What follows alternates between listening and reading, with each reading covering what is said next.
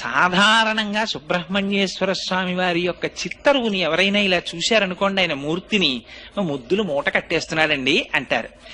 ఎంత అందంగా ఉంటాడంటే ముమ్మూర్తుల వాళ్ళ అమ్మగారి పోలిక, అంటే మరో మాటలో చెప్పాలి అంటే పార్వతీదేవి పోలిక. అంత అందంగా ఉంటాడు ఆయన.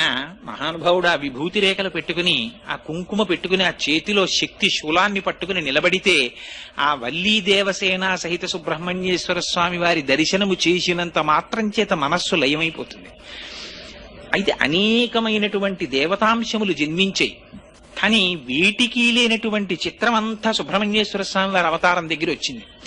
ఎందుచేత అంటే మీరు ఏ గ్రంథం తీసుకోండి, పవిత్ర గ్రంథం శ్రీమద్ రామాయణం తీసుకోండి, బాలకాండలో సుబ్రహ్మణ్యేశ్వర స్వామి వారి అవతారం చెప్తారు. భారతం తీసుకోండి, సుబ్రహ్మణ్యేశ్వర స్వామి వారి గురించి చెప్తారు. వామన పురాణం తీసుకోండి, సుబ్రహ్మణ్యేశ్వర స్వామి వారి గురించి చెప్తారు. స్కాంద పురాణం